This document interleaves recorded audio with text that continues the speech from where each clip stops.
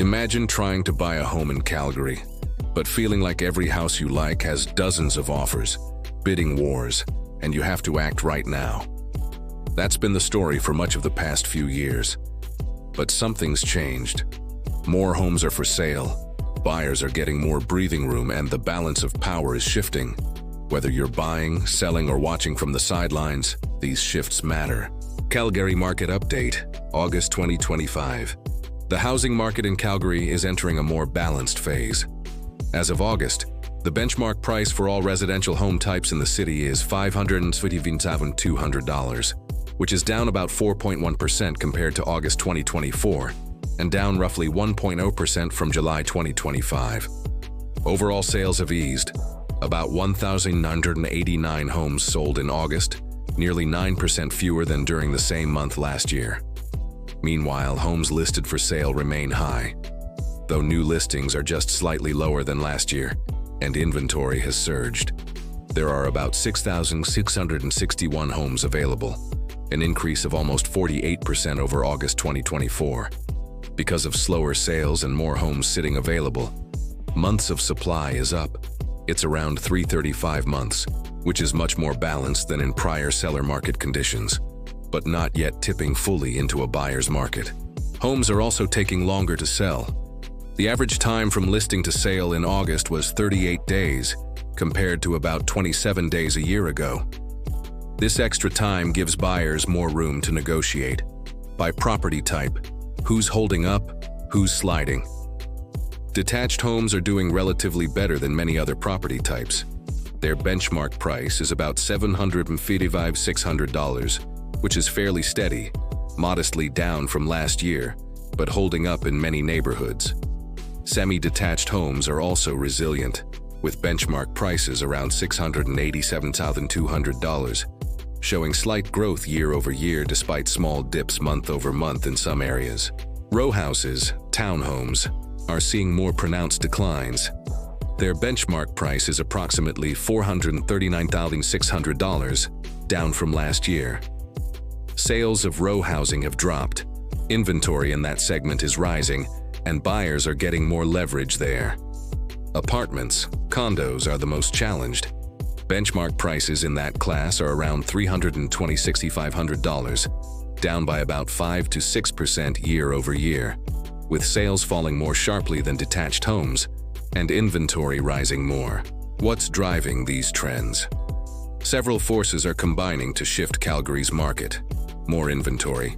As more homes are listed and fewer are snapped up immediately, buyers have more choice. That reduces the frantic competition that used to drive many deals. Slower sales. Demand is softening a bit.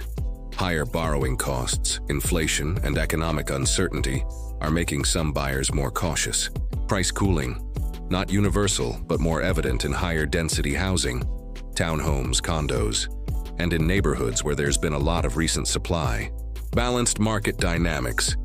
The market has moved out of the heavy seller's territory. Properties aren't flying off the shelves like before.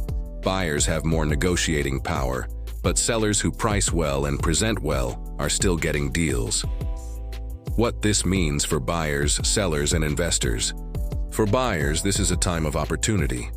With more inventory, more time to make decisions, and falling prices in certain segments, there's more space to negotiate, include conditions, inspections, financing, and avoid rushed offers. For sellers, the rules have shifted. Homes are taking longer to sell. Pricing must be competitive from the outset.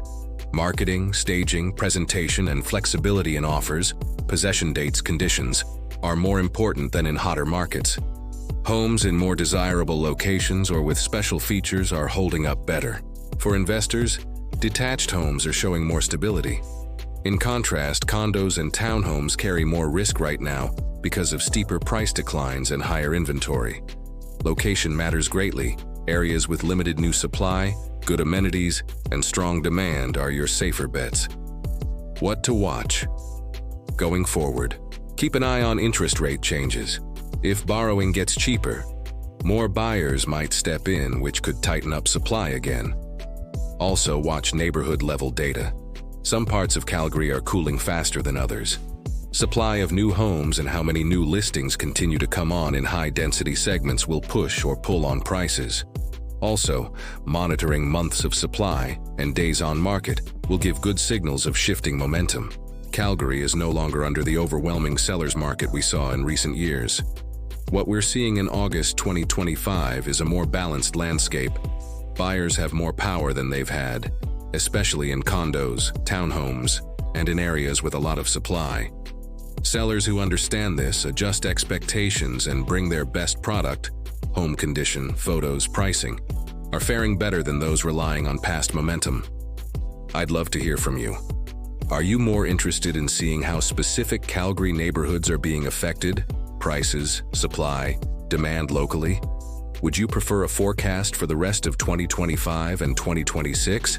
Possible price trends, where rates may go, etc.?